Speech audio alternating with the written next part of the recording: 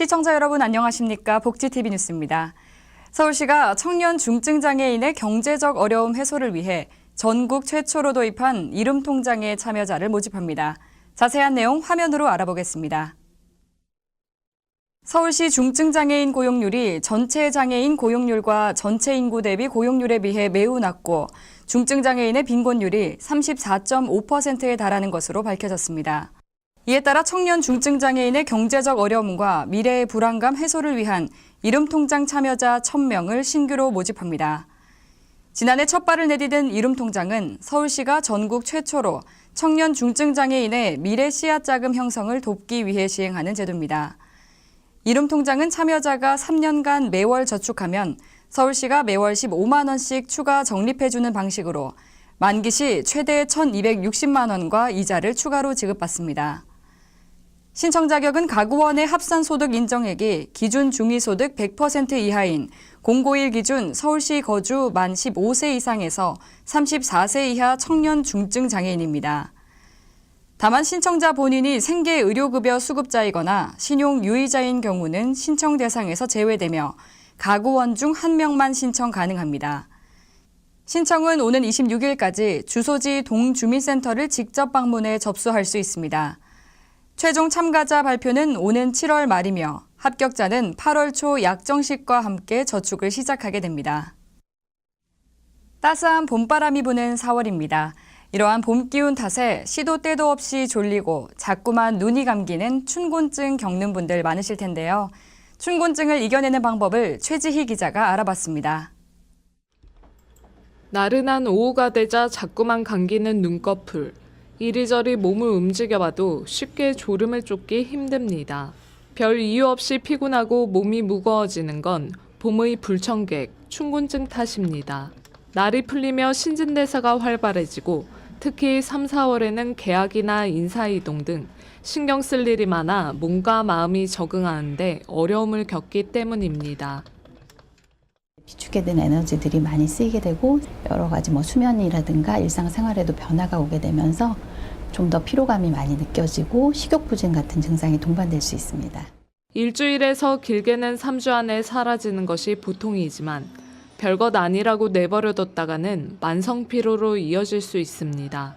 면역력이 떨어지기 쉬운 이맘때는 하루 2리터 이상 물을 마시고 각종 영양소, 특히 비타민을 충분히 섭취하는 것이 중요합니다. 술, 담배, 과당이 많이 들어가 있는 간식들이나 이런 것들을 드셨을 때 오히려 피로감을 더 악화시킬 수 있기 때문에 그런 부분들은 좀 피하는 게 도움이 될 것 같습니다. 커피와 충분한 수면 역시 신진대사 회복에 도움이 됩니다. 다만 하루 2잔 이상 커피를 마시거나 10시간 넘게 잠을 몰아자면 오히려 생체 리듬이 깨질 수 있어 조심해야 합니다. 복지TV 뉴스 최지입니다. 이제 미세먼지는 일상이 됐는데요. 경기도가 미세먼지를 줄이기 위해 숲속 공장을 만듭니다. 어떤 효과를 거두게 될지 기대되는데요. 백미란 기자가 보도합니다. 지난 26일 경기도와 도내 120개 제조업체가 미세먼지를 줄이고자 숲속 공장을 조성하기로 했습니다. 숲속 공장은 말 그대로 사업장 곳곳에 나무가 우거진 곳으로 대기오염 물질을 자체 정화할 수 있도록 만들자는 얘기입니다.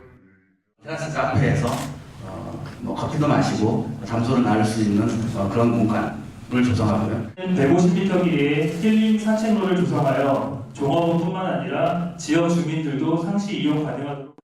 삼성전자와 기아자동차 등 120개 업체가 올해 3만 1,000여 그루의 나무를 심기로 했습니다. 오는 2021년까지 도내 모든 사업장을 동참시키겠다는 구상. 3년 동안 소나무와 잣나무 등 공기 정화 효과가 뛰어난 21만 그루의 나무가 공장 근처에 숲을 이룰 전망입니다. 작은 여유 공간들에 나무를 심어서 조금이나마 미세먼지 문제를 포함해서 환경적인 문제를 좀 개선해보자. 도는 사업이 성공적으로 마무리될 경우 해마다 7,400kg에 달하는 미세먼지를 줄일 수 있을 것으로 내다봤습니다. 한편 경기 지역 대기오염 물질 배출 사업장에서 내뿜는 미세먼지는 1,243톤에 달합니다. 복지TV 뉴스 백미란입니다. 지난 2일 교통장애인협회 교통정의상 시상식이 열렸습니다. 한국교통장애인협회가 지난 2일 서울 백범기념관 컨벤션홀에서 2019 교통범죄 추방대회 및 교통정의상 시상식을 개최했습니다. 시상식은 교통범죄의 심각성과 위험성을 제기하고 교통범죄 검거 사례를 알리자는 취지로 마련됐습니다. 이를 통해 교통문화 개선과 교통정의 확립과 함께 교통범죄 해결을 위해 일선에 노력하는 경찰 공무원의 노고를 격려했습니다. 올해 교통정의상에는 지난해 360명 이상의 전국 교통범죄인을 검거해 교통정의를 바로 세우는 데 모범이 된 인천 미추홀 경찰서 교통범죄수사팀이 선정됐습니다. 교통안전공로상은 장애인 복지 향상과 교통사고 예방 활동에 앞장서 선진 교통문화 정착에 기여가 큰 인천시협회와 세종시협회에 수여됐습니다. 한국장애인문화협회 중앙회장 이취임식이 열렸습니다. 지난달 27일 이룸센터에서 한국장애인문화협회 신동일 중앙회장이 취임했습니다. 신 회장은 장애예술인의 안정된 일자리와 콘텐츠 개발로 장애문화예술의 격을 높이는 데 앞장서겠다며 포부를 밝혔습니다. 대전시에서 반려동물과 독거노인이 서로 교감을 통해 치유하는 동물 매개 치료를 진행했습니다.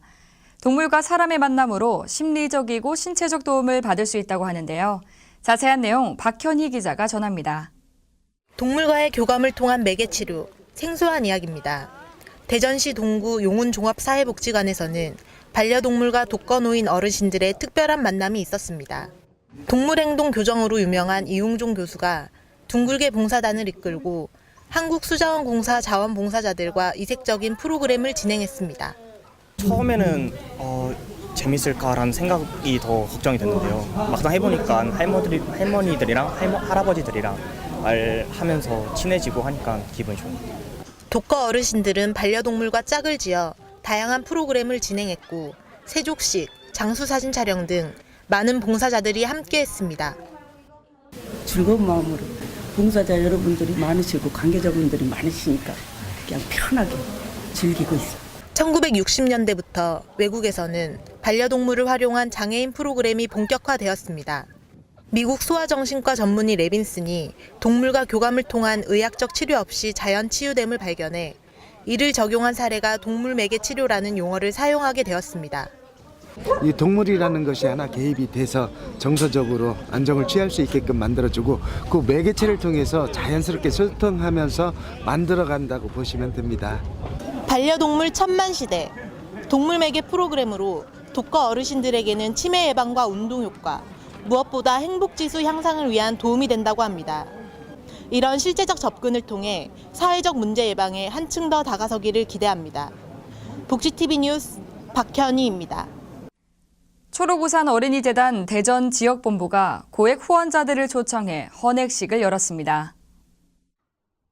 초록우산 어린이재단 대전 지역본부는 지난 1일 고액 후원과 장기 후원자들을 초청해 명예의 전당 헌액식을 가졌습니다. 이날 헌액식에는 기업 후원과 장기 후원자 71명에게 위촉패를 전달하고 명예의 전당 제막식을 진행했습니다.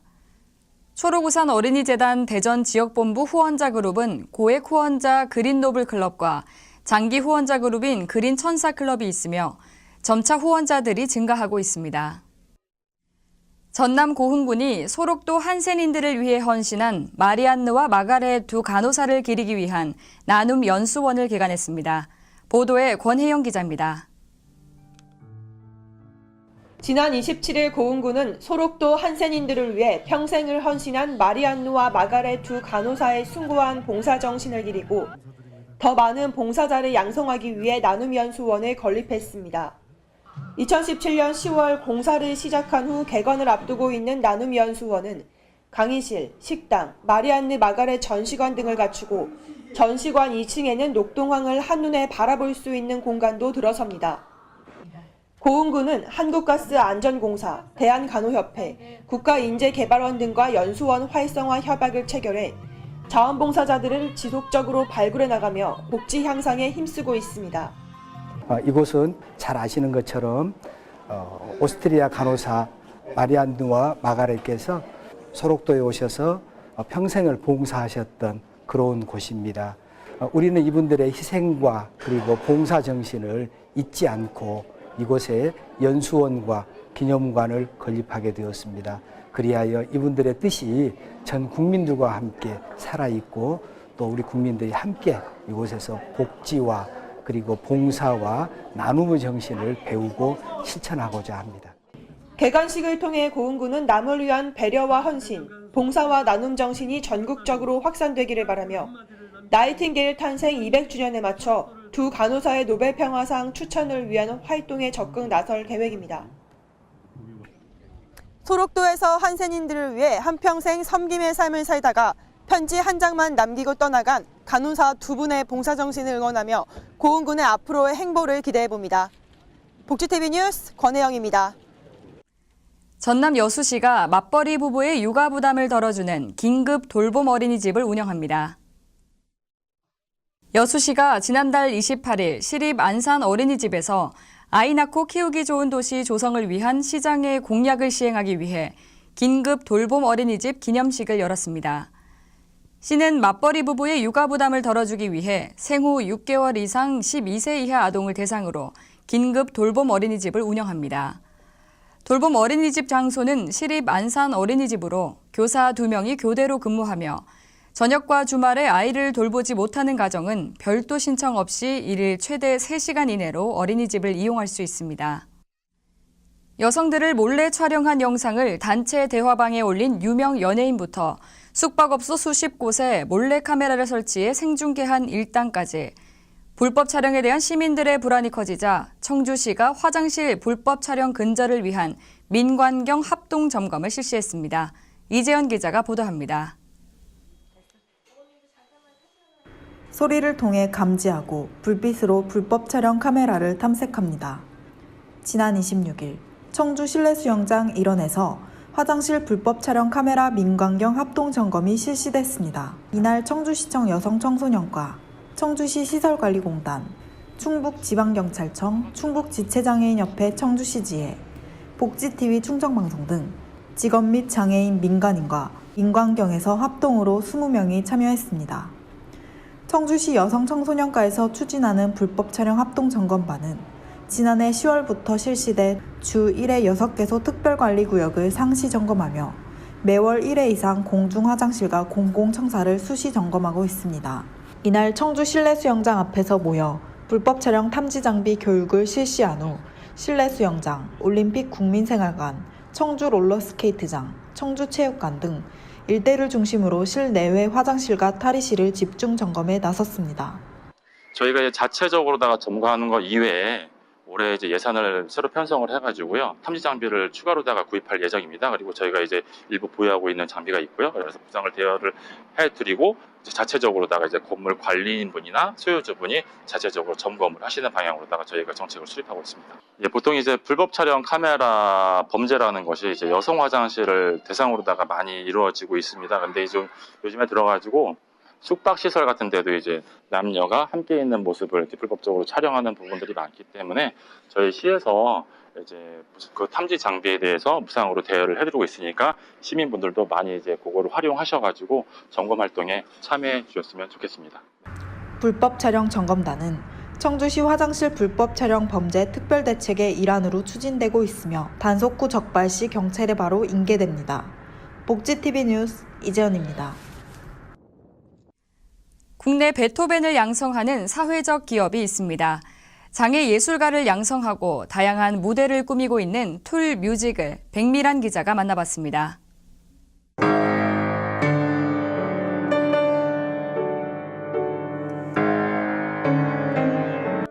아름다운 선율이 울려 퍼지는 피아노 연주. 이훈 피아니스트는 올해 5월 단독 콘서트를 앞두고 있습니다. 7년 전 미국 유학 도중 뇌졸중으로 쓰러져 오른쪽 팔과 다리가 마비되고 언어 장애도 왔습니다. 우연한 계기로 음악가의 꿈을 키우고 공연 단원으로 무대에 설 수 있도록 후원하는 사회적 기업 툴뮤직을 만났습니다. 툴뮤직을 갖게 된 후로 희망이 생겼어요. 뇌졸중 환자로서 희망을 갖게 해주는 그 음악가가 되고 싶어요. 너무나도. 풀뮤직에서는 매년 음악 콩쿠르, 수상자 음악회, 장애인 음악 교육 포럼 등 매년 다양한 행사와 연주회를 개최합니다. 저희가 장애인 콩쿠르를 하는데 콩쿠르를 할 때마다 너무 또 즐겁고 생각보다 굉장히 훌륭한 장애인 친구들이 많고 더불어 사는 우리가 컴퍼니의 컴이 함께하는 거거든요. 함께하다 위드의 의미인데 뭔가 정말 힘들 때 손 잡아줄 수 있는 기업들이 많아졌으면 좋겠어요. 베토벤, 레이 찰스, 안드레아 보첼리와 같이 국내에서도 이들의 뒤를 잇는 예술가들이 나오길 기대합니다. 복지TV 뉴스 백미란입니다. 계속해서 간추린 뉴스 전해드립니다. 영암군이 지난달 27일 의료복지 향상을 위해 암 환자와 가족을 대상으로 희망 나눔 행복 2배 힐링 프로그램을 운영했습니다. 암 환자들에게 정기적인 방문과 간호로 맞춤형 보건 의료 서비스를 제공하고 있는 영암군은 의료비도 지원해 경제적 어려움을 줄이고 정서적 안정을 심어줘 재활 의지를 높여주고 있습니다. 질병관리본부는 지난해 강원과 경북 지역의 65세 이상 노인 32,399명을 대상으로 흉부 엑스레이 촬영을 통한 결핵검진 시범 사업을 통해 결핵 환자 74명을 조기 발견했다고 지난달 26일 밝혔습니다. 특히 지난해까지 국가건강검진에서 결핵 의심 환자로 분류되지 않았던 흉부 엑스레이상 비활동성 판정자 3,617명 중 37명이 객담 검사 등을 통해 결핵 환자로 확진됐습니다. 질병관리본부는 노인들은 면역력이 약해 결핵이 쉽게 생길 수 있지만 기침 등 전형적인 결핵 증상이 잘 나타나지 않아 조기 발견이 어렵다며 당뇨병 등 면역 저하 질환이 함께 발생하는 경우가 많아지는 상황에서 65세 이상 노인은 증상이 없더라도 매년 1회 꼭 흉부 엑스레이 촬영을 받아 건강한 삶을 지키길 바란다고 강조했습니다. 실제 강아지를 닮은 로봇이 등장했습니다. 미국 로봇 스타트업인 톰봇 로보틱스가 노인들과 치매 환자들의 정서적인 결핍을 해소하고 사회성을 키워줄 수 있는 강아지 로봇 톰봇을 개발했습니다. 실제 애완견과 살 수 없는 노인들과 치매 환자들을 위한 동반자 로봇입니다. 이 로봇은 애완동물로 큰 인기를 끌고 있는 견종인 골든 레브라도 리트리버를 닮았는데요. 짖거나 꼬리를 흔들고 사람들의 손길에 반응을 보이지만 물지는 않습니다. 음성인식을 할 수 있으며 재충전 배터리를 탑재하고 있는데 노인이나 치매 환자가 강아지를 쓰다듬으면 내장 센서가 쓰다듬은 사람과 방향을 인식해 반응하는 게 특징입니다. 이 밖에 자세한 소식은 웰페어 뉴스 홈페이지와 장애인신문에서 확인하실 수 있습니다. 알록달록 피어난 꽃들이 봄 소식을 전하고 있습니다. 하지만 앞서 전해드린 것처럼 따뜻한 날씨로 춘곤증 호소하는 분들 많으신데요. 봄의 불청객 춘곤증 극복을 위해 소중한 사람과 함께 봄꽃 나들이로 신진대사를 활발히 하는 것도 좋겠습니다. 나들이 시에는 겉옷 챙기셔서 건강관리 유의하시기 바랍니다. 복지TV 뉴스를 마칩니다. 시청해주신 여러분 고맙습니다. 우리 주변에서 일어나는 불공정한 사례부터 억울한 사연, 따뜻한 미담까지 장애인신문과 웰페어 뉴스 홈페이지를 통해 보다 다양한 소식을 접할 수 있습니다. 시청자 여러분의 제보를 기다립니다. 웰페어 뉴스 홈페이지 또는 전자우편, 전화번호 02-2655-9519로 많은 제보 바랍니다.